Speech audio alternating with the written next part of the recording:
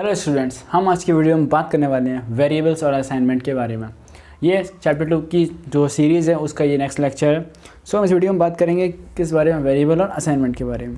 इससे पहले मैं आपको कुछ चीज़ें बता दूँ ये कि अगर आप सभी ने चैनल को सब्सक्राइब नहीं किया है सब्सक्राइब कर सकते हैं। अगर आपको वीडियो पसंद है तो लाइक ज़रूर कीजिएगा, क्योंकि मैंने इस चैनल पर आप सभी के लिए मैं क्लास 11 की पाइथन की वीडियोज़ लेके आ रहा हूँ और क्लास 12 की वीडियोज़ आपको जल्दी देखने को मिल जाएंगी। चलो हम इस वीडियो को शुरुआत करते हैं। सबसे पहले हम बात करेंगे ये कि वेरिएबल होता क्या है। ठीक, वेरिएबल की अगर हम प्रॉपर डेफिनेशन दें तो वो ये है कि it's named level whose values can be used and processed during program run are called variables. हम ऐसे समझ लेते हैं कि अगर हमें अपने प्रोग्राम के अंदर, ठीक है, लेट अस सपोज हमें एक प्रोग्राम बनाना है जिसके अंदर हमें क्या कराना है, हमें सम कराना है। ठीक है, तो सम कराने के लिए क्या होना चाहिए, हमारे पास सम कराना है तो हमारे पास वैल्यूज़ होना चाहिए जिसका हमको सम कराना है। ठीक है, ओके, वैल्यूज़ होनी चाहिए भाई। अब वैल्यूज़ हम कहाँ लाएंगे, वैल्यूज़ सम कराना प्रोग्राम है तो भैया वैल्यू हम यूज़र से वैल्यू आनी चाहिए। ठीक है भाई, वैल्यू यूज़र से आ गई।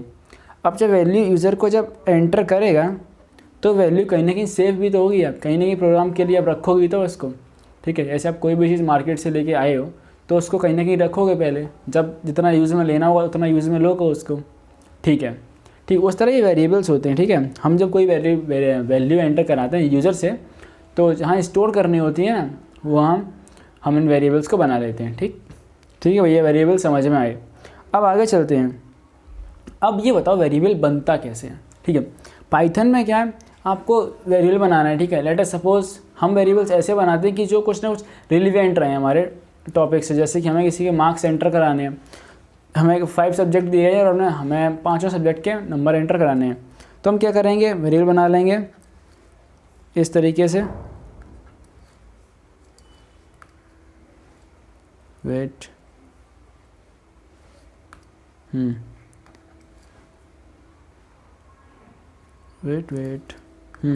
तो हम ऐसे बना लेंगे मार्क्स 1।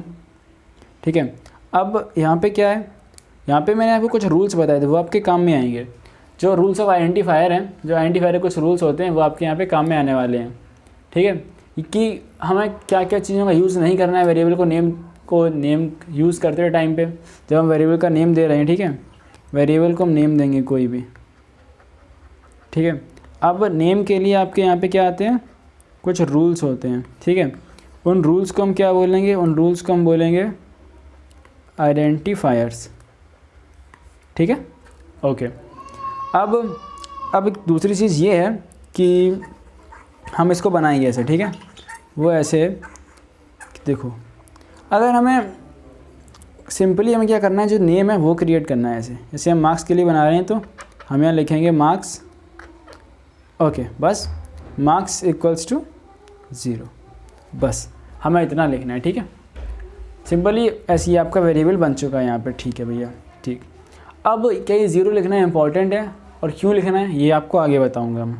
ठीक है, आपका वेरिएबल बन चुका है। ठीक, अब क्या है, पाइथन हैंडलिंग ऑफ वेरिएबल्स। अब आपको एक चीज़ बताता हूँ मैं कि अगर आपकी जो भी और सारी लैंग्वेज हैं, जैसे C++ की हम बात करते हैं, ठीक है, तो उसमें क्या होता है, उसका आपको एक कंसेप्ट समझाता हूँ। अब C++ में क्या है कि अगर आपने एक value, let us suppose x है यहाँ पे, ठीक है, x को हमने 10 वैल्यू दी। ठीक है, तो होता क्या है जनरली कि आपको जो वेरिएबल है ये, इसको एक मेमोरी एड्रेस असाइन होता है। ठीक है, मेमोरी एड्रेस। ठीक है, लेकिन अब अगर आप C++ के अंदर इसी वैल्यू को चेंज करोगे, x को आप 20 कर दोगे, ठीक है, नेक्स्ट आगे प्रोग्राम में, तो क्या होगा, उसका जो मेमोरी एड्रेस है, मेमोरी एड्रेस वो इन दोनों का सेम रहने वाला है।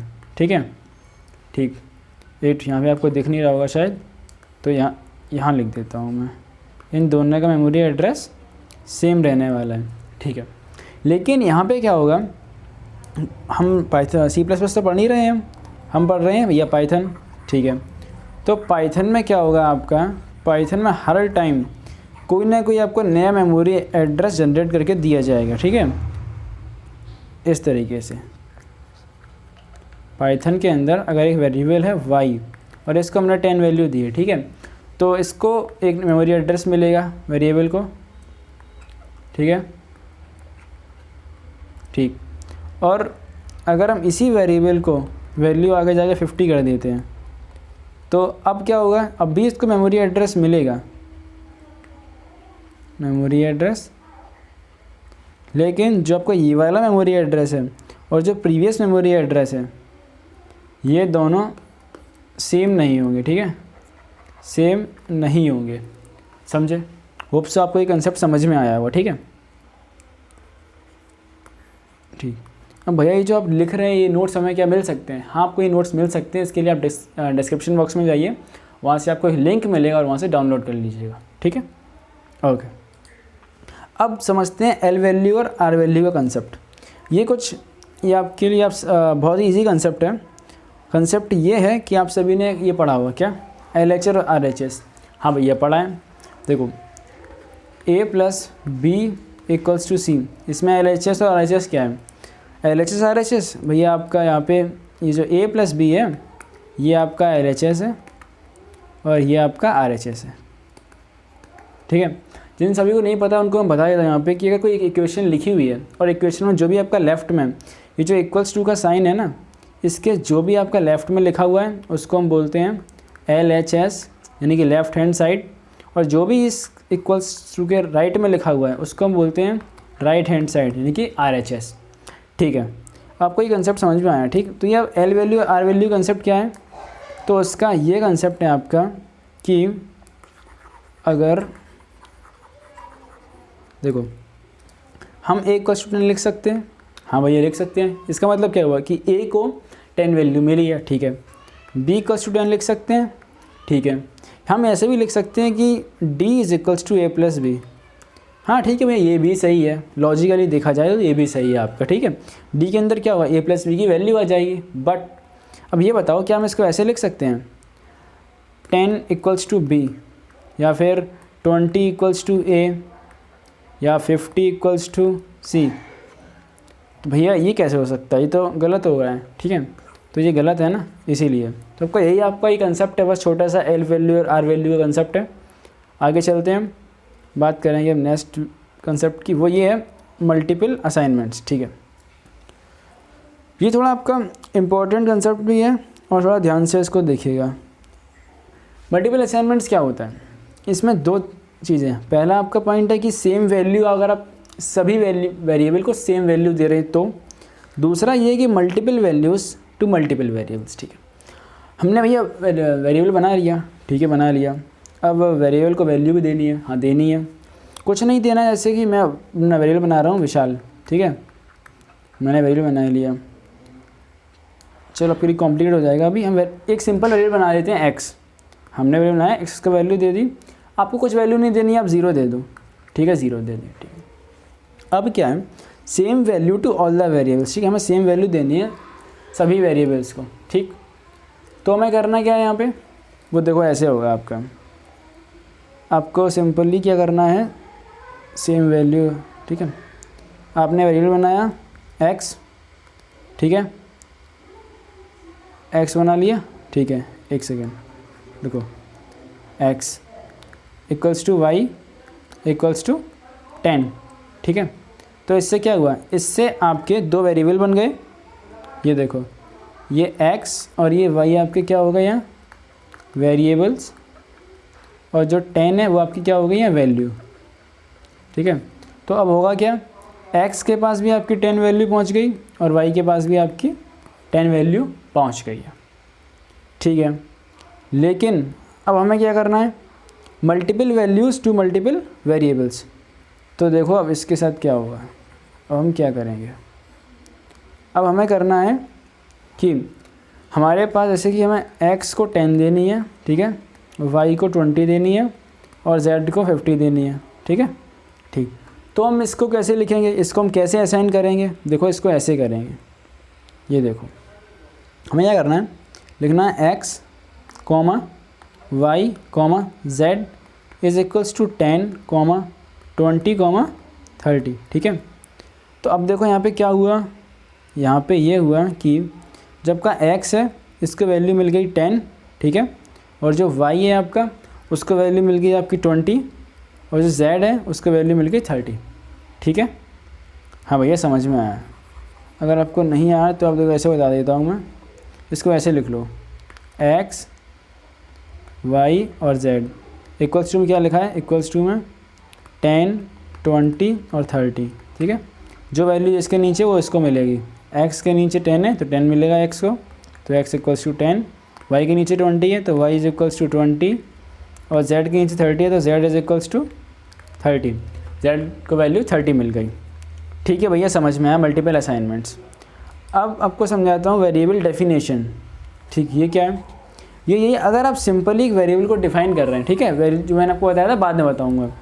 अगर आप सिंपली यहाँ पे ये v बना हुआ है, एक वेरिएबल है v नेम का, ठीक है, हमने वेरिएबल बना लिया है v का।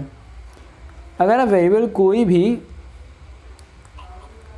कोई भी वैल्यू असाइन नहीं कराओगे, कोई भी वैल्यू इसको नहीं दोगे, तो आपको क्या मिलेगा भैया, आपको मिलेगा एरर एक, ठीक है, आपको एरर मिलेगा कंपाइलर की तरफ से। और कौन सा एरर मिलेगा, आपको मिलेगा नन एरर, ठीक है। वो इसलिए क्योंकि उसके पास कोई वैल्यू नहीं है। तो आपको अगर कोई भी बनाना है वेरिएबल अपना, तो आपको उसको वैल्यू देना मस्ट है, ठीक है, value should be given, value should be given, ठीक। अब आगे चलते हैं। अब क्या डायनामिक टाइपिंग क्या होती है, डायनामिक टाइपिंग आपकी ये होती है कि लेट अस सपोज हमारे पास एक वेरिएबल है जो आपका है, मान लेते हैं ये y, इसके पास वैल्यू 10 है, ठीक है। अब हमने क्या किया, कलर सेम हो जाएगा, आपको दिक्कत हो सकती है, देखो हमने क्या किया, अब यहाँ हमने इसको प्रिंट में y करा दिया, ठीक है, y को हमने प्रिंट करा लिया, ठीक। अब हमने क्या किया, y को हमने एक सिंगल कीवर्ड्स में वैल्यू दे दी, क्या हमने y के अंदर एक स्ट्रिंग एंटर करा दी, ठीक है। Let us suppose hello world हमने एंटर करा दिया, हेलो वर्ल्ड, ठीक है, सिंगल कीवर्ड यूज़ करेंगे यहाँ पे। और फिर हमने क्या किया, अब हमने क्या किया, y को फिर हमने प्रिंट करा लिया, तो y क्या वैल्यू देगा, हमने 10 y को वैल्यू 10 दी थी और फिर हमने प्रिंट करा लिया, तो यहाँ आपका आउटपुट आएगा यहाँ पे 10। लेकिन अब जब आप y को वैल्यू हेलो वर्ल्ड दे दोगे तो y की वैल्यू चेंज हो गई। और फिर अब हम प्रिंट कराएंगे तो हम इसको बोलें, अब की क्या आउटपुट देगा आपका, ये आउटपुट देगा हेलो वर्ल्ड, ठीक है। तो आपका ये जो कंसेप्ट है, ये आपका कंसेप्ट होता है डायनामिक टाइपिंग का, ठीक है। अब हम आगे चलते हैं। अब क्या है क्वेश्चन पर डायनामिक टाइपिंग, क्वेश्चन क्यों भाई, देखो अगर हम ये चाहते हैं कि हमारा, जैसे हम डायनामिक टाइपिंग में देखा कि आपको जो मैंने इसके एडवांटेजेस और डिसएडवांटेज के बारे में बताया था C++ के, तो आपको मैंने एक चीज़ बताई थी कि C++ में ऑटोमेटिकली कोई भी टाइप का, ऐसे कि देखो एक चीज़ बताता हूँ, सुनो, ऐसा 10 है ये, ठीक है, 10 क्या है, इंटीजर, और जो मैंने हेलो वर्ल्ड लिखी है ये क्या है आपकी, ये स्ट्रिंग है, ठीक है।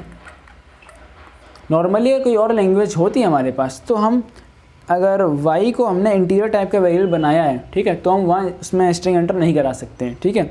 लेकिन यहाँ पे क्या है, जो आपकी पाइथन लैंग्वेज है, ये आपका जो टाइप है, टाइप मिसमैच हो जाता है इसमें, ठीक है। इसका एक डिसएडवांटेज है ये टाइप मिसमैच। अगर आप इंटीजर में भी स्ट्रिंग की वैल्यू को डालेंगे तो ये वो भी ले लेगा, ये कोई एरर शो नहीं करता है, और इसको प्रिंट में भी आपको दिखा देगा ये, ठीक है। तो हमें क्या करना है, हमें अगर इससे बचना है तो हमें क्या करना है कि y के साथ हम कुछ ऐसा कर दें कि उसमें ये आपकी वैल्यू ले ही नहीं, गलत वैल्यू ले ही नहीं, पहली बात, ठीक है। तो उसके लिए कंसेप्ट आता है आपका ये क्वेश्चन द डायनामिक टाइपिंग, तो हम यहाँ यूज़ करेंगे इसका, ये जो आपको लिखा दिख रहा है यहाँ पे। अब यहाँ मदद ली जाएगी इसकी, कैसे, देखो पहले हमारे पास वेरिएबल है v नेम का, ठीक है, इसकी वैल्यू 10 है, ठीक। हमें क्या करना है, हम सिर्फ ये चाहते हैं कि ये सिर्फ कौन सी वैल्यू रिटर्न करें, फ्लोट। ये आपको मैं आगे बताऊंगा कि देखो बताता हूँ कुछ। इंट जो होता है, इंट आपका होता है इंटीजर के लिए, ठीक है, इंट इंटीजर के लिए होता है। फ्लोट होता है आपका डेसिमल वैल्यूज़ के लिए, ठीक।